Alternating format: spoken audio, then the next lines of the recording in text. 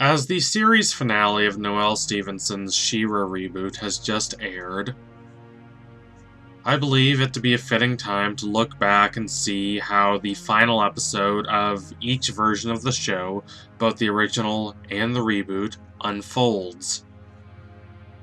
It is an interesting comparison piece. I'm not just doing it because it's fun.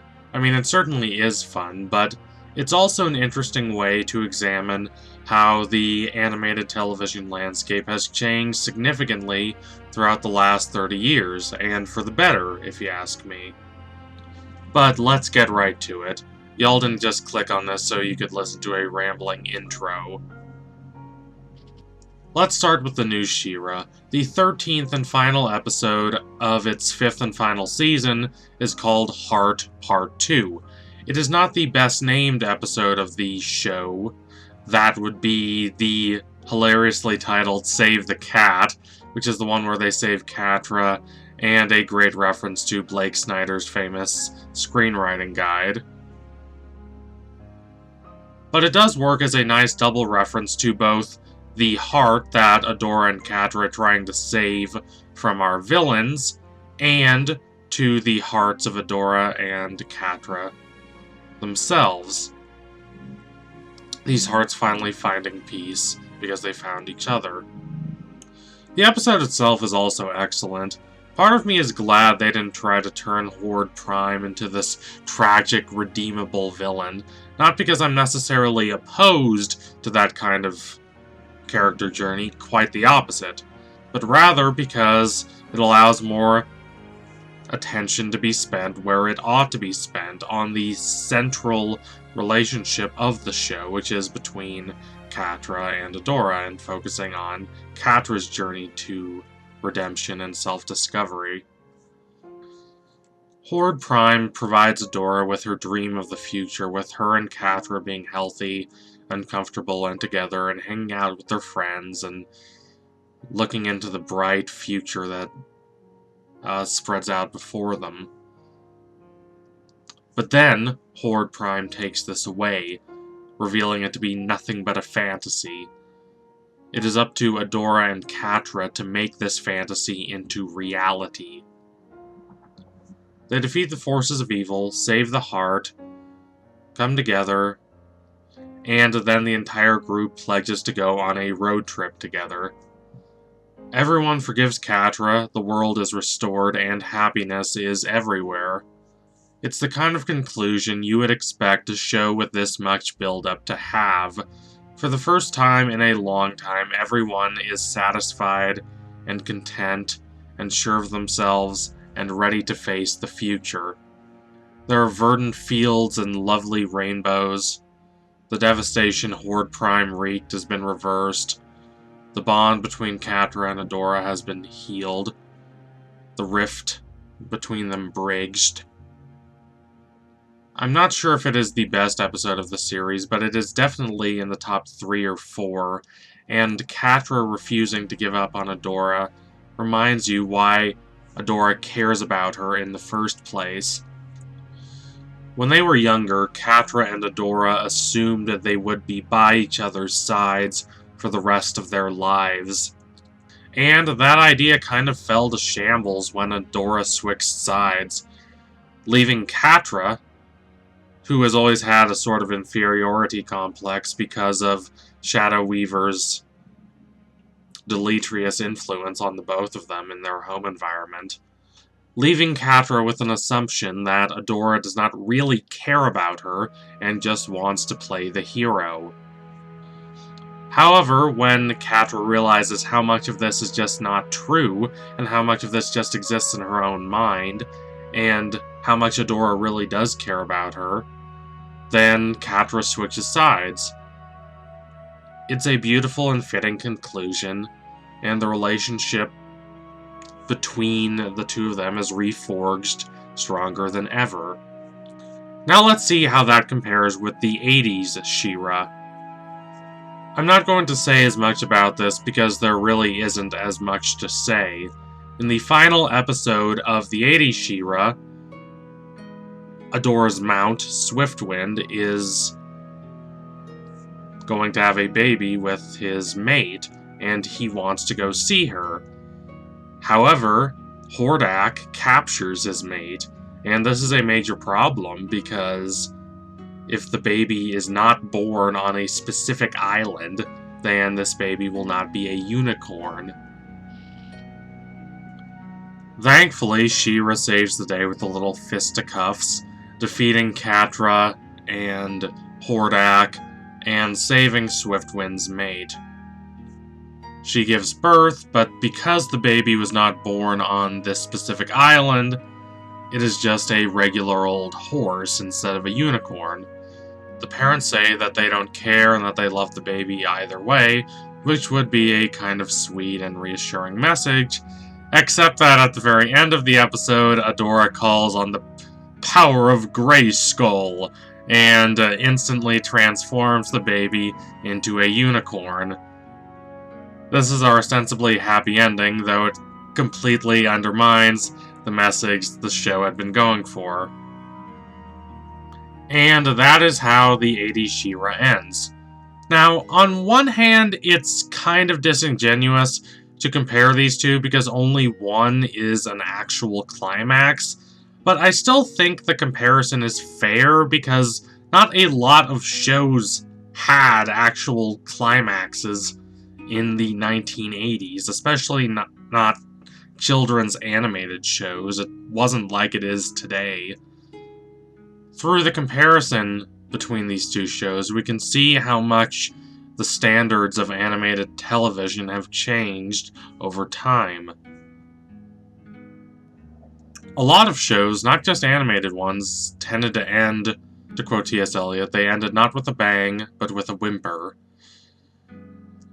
That was just how it worked. Shows kept running, kept generating new conflict or new variations on the same conflicts year after year until the show was cancelled, and then that was that. And people went along with it. And they went along with it in large part because television was not meant to be taken that seriously back then.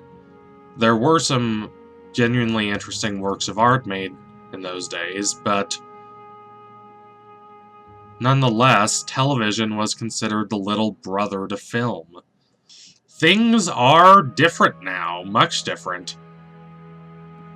Shows like Twin Peaks and The Sopranos changed what people thought television was capable of, and in terms of animation, Avatar: The Last Airbender completely rewrote those rules by crafting this beautifully well-crafted story that stands alongside The Lord of the Rings as one of the best fantasy works of the early 2000s. If the original She-Ra ending was tacked on to the current She-Ra show, the fandom would be noticeably disappointed, and not wrongly so, because it resolves nothing and the character writing is quite weak. In preparation for this video, I've taken it upon myself to watch a lot of the old She-Ra lately, and while I kind of enjoy it, it's not exactly what I'd call a great show. The experience of watching the old show has given me a far greater appreciation for Noelle Stevenson's work. This is not to entirely dismiss the old show, which has this driving synth-based score and is very amusing in a kind of cheesy but charming way, but nonetheless there is a significant gulf in quality. But that's a good thing. This is what reboots should do. You shouldn't reboot something good and just kind of make it conform to modern times. You should take something that had some interesting points, but which was seriously flawed, and turn it into something significantly better, and that is what has been done here. In terms of the failings of the old show, I'm not just talking about the incredibly cheap-looking action scenes, which are kind of charming in the same way that a lot of old N64 games are charming, but that is far less of a problem than the thin character work. Even though I think I referred to She-Ra as Adora while talking about the old episode, The truth is that She-Ra is never once Adora in the entire episode. She just stays in her superpowered form. What I'm going to say is perhaps a little oversimplistic, but I do believe it is at least somewhat true that the new show focuses more on Adora, while the old show focused more on She-Ra. Why the new show works so well is the same reason, strangely, that Nolan's Dark Knight trilogy works, and that is because Nolan understood that Bruce Wayne, the fallible human being, is at least as interesting as the mythologized Batman. Batman is much more a symbol than a person. The Dark Knight trilogy even makes this quite clear when differentiating between Bruce Wayne and Batman. It's much harder to injure a symbol than it is a person. Bruce Wayne himself is haunted and scarred by his experiences, and that makes for a compelling character drama. Similarly, Adora's failings when she's not She-Ra are what make her character a lot more than just this standard, stereotypical, heroic figure. She has a lot of psychological issues she has to work out, especially regarding the difference between who she is and who her superpowered self is, and also about her relationship with Catra, which the new show also does significantly better than the old one. In the old show, there's really not much of a connection even hinted at between Adora and Catra. Just looking at them from a detached standpoint, it seems like there should be some common ground, some shared background, some past connection between them, but there's not. It's just a very superficial hero versus villain kind of thing. Instead, 80s Catra engages in pointless sniping while shooting off a lot of really bad puns. Also, if you have not heard the voice of 80s Catra, be prepared. It is even more cheap and chimsy than the voice of Hordak in the original show. I could not listen to it for any more than a couple minutes at a time. Catra and She-Ra act more like toys in the original show than real people. Again, much of this can be understood, if not excused, by the difference between the current television landscape and that in the 1980s. I can assure you that if you took the ending of the current She-Ra and put it on the past 1980s She-Ra, people would have lost their minds. While I don't hate the 80s She-Ra, and I think it is perfectly good comfort food in these cold, dark times if you just want to chill out and not think too hard, comparing the two shows demonstrates how far we've come since then, both in terms of changing social mores, especially in regards to children's TV, and in how far television has come as an art form. I'm not saying we should consider the past as some irredeemably barbaric place, but we should also not succumb to the temptations of nostalgia. Reboots do not just have to be cash grabs. This new She-Ra really proves that.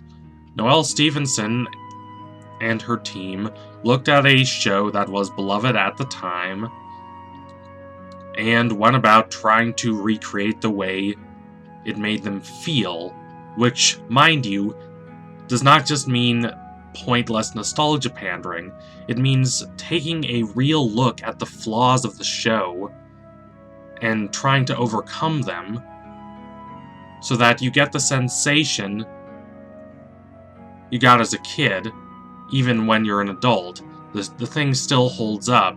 It still has that magic that just captivated you when you were younger. To be honest, the final episode of the old She-Ra is not completely terrible as a resolution, because it is about the birth of the new and overcoming difficulties and marching toward a brighter future, and all this is perfectly fine for a final episode.